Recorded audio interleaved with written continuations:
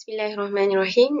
Saya Nurul Akilah binti Abdullah, pelajar program pengajian Al-Quran dan As-Sunnah, akan membentangkan tajuk kajian saya bertajuk Adab terhadap Ibu Bapa dalam kitab Sahih Bukhari. Jadi, adab merupakan suatu perkara asas yang wajib dibentuk dalam diri setiap Muslim sejak mereka kecil. Islam menjadi agama yang indah dan cantik bukan hanya kerana kekuatan ilmu, akan tetapi juga adab yang baik yang ditampilkan oleh golongan muda. Akhlak dan adab adalah suatu perkara yang saling berkait antara satu sama lain. Antara adab yang perlu dititik beratkan dalam kehidupan seorang manusia adalah adab seorang anak dengan kedua ibu bapanya.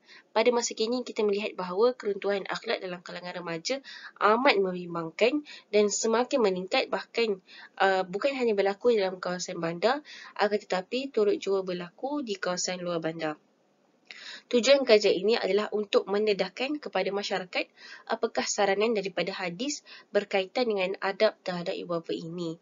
Jadi, pada kali ini, penulis akan menghuraikan dan membahaskan hadis daripada kitab Sahih Bukhari yang akan mengkhususkan kepada kitab Adab Al-Mufrad, dan hasil kajian telah mendapati bahawa hadis di dalam kitab Adab Al-Mufrad berkaitan dengan adab terhadap ibu bapa ini mengandungi 21 hadis, dan pengkaji mendapati bahawa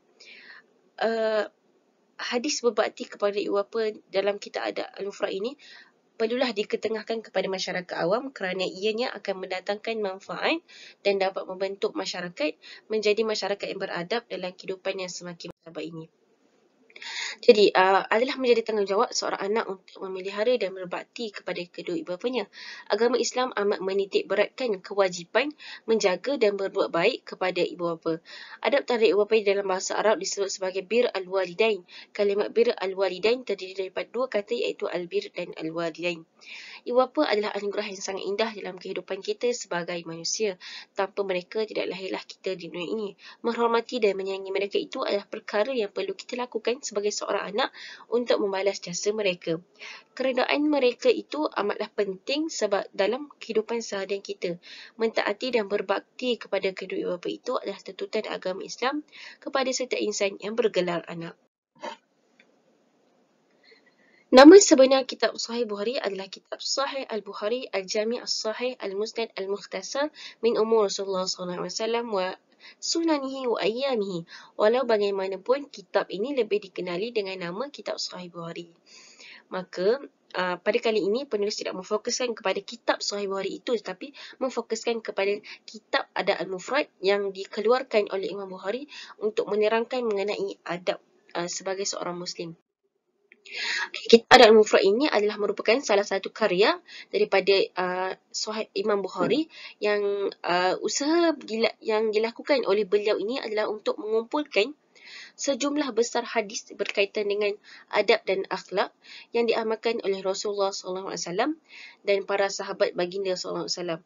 Kitab Adab Al-Mufrad ini menghimpunkan hadis-hadis yang menyentuh berkenaan dengan disiplin seseorang yang beriman, yang memfokuskan kepada adab dan etika seorang Muslim. Kitab ini mengandungi 1332 hadis yang terbahagi kepada 642 judul bab. Kitab ini juga terdapat tambahan hadis yang tidak terdapat dalam kitab Sahih Bukhari. Dan dalam kitab Adab Al-Mufrad ini, hadis yang disenaraikan adalah tentang adab seorang manusia dan apakah yang perlu dilakukan oleh seorang manusia dalam kehidupan sehariannya untuk menjadi seorang Muslim yang beradab. Okey, sedikit pengenalan mengenai siapakah Imam Bukhari ini, walaupun umum mengetahui siapakah Imam Bukhari ini. Nama Imam Bukhari adalah Muhammad bin Ismail bin Ibrahim bin Al-Jufi' Al-Bukhari. Al-Bukhari adalah nisbah kepada tempat kelahiran beliau, iaitu Bukhara yang terletak di Khurasan. Bukhara merupakan sebuah bandar yang lama, luas dan cantik. Kunyah beliau adalah Abu Abdillah dan beliau terkenal dengan gelaran Imam Ahli Hadis atau Amir Al-Mu'minin dalam hadis. Beliau lahir pada 194 Hijrah bersamaan dengan tahun 810 Masihi di Bandar Bukhara. Imam Bukhari merupakan seorang anak yatim apabila ayahnya Ismail telah meninggal dunia ketika usia beliau masih kecil. Imam Bukhari telah wafat pada tahun 256 Hijrah bersamaan dengan 872 Masihi ketika beliau berusia 62 tahun. Berbakti kepada kedua ibu bapa adalah kunci untuk seorang anak masuk ke dalam syurga. Di akhirat kelak, orang yang tidak berbakti kepada kedua ibu bapa, mereka adalah orang yang sangat rugi.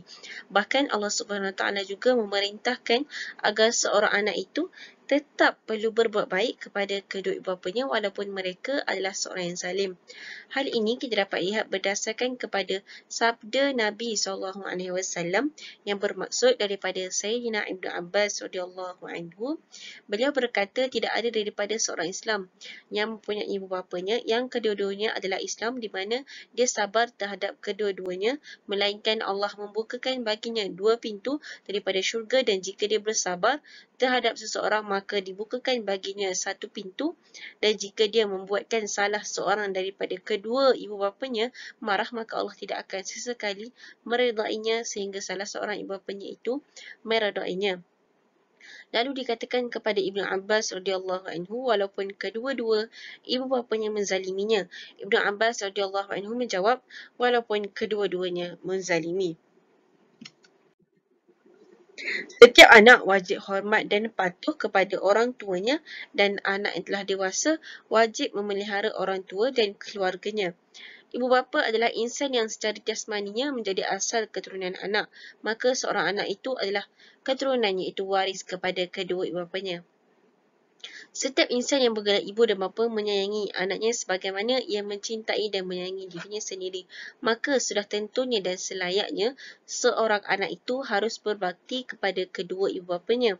Hadis ini menerangkan kepada kita bahawa kita hendaklah sentiasa bertoleransi dan bertolak ansur dengan sebarang ketidakadilan yang dilakukan oleh ibu bapa. Ada kalanya ibu bapa berlaku tidak adil dalam mendidik atau membesarkan kita.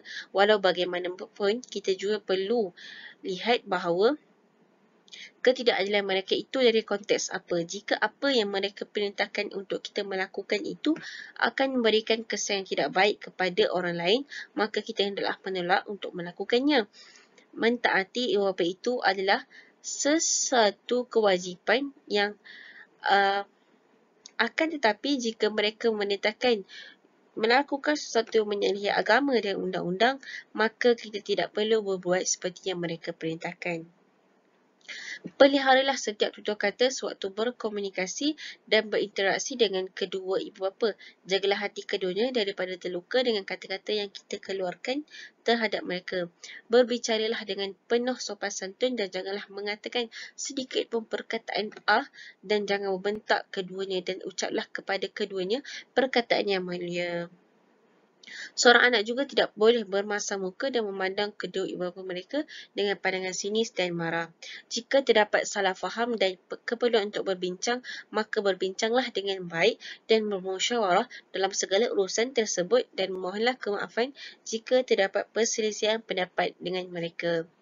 Sebagaimana hadis daripada Sayyidina Abbas radhiyallahu anhu, daripada Tuan Salah Ibnu Umayyas, dia telah berkata, ketika aku bersama teman-teman Najadat, maka aku telah melakukan satu dosa yang tidak aku melihatnya melainkan daripada dosa-dosa besar. Lalu aku sebutkan yang demikian itu kepada Sayyidina Ibnu Umar radhiyallahu anhu. Dia berkata, perbuatan dosa apa yang engkau lakukan? Aku berkata begini-begini, ini menceritakan perbuatannya.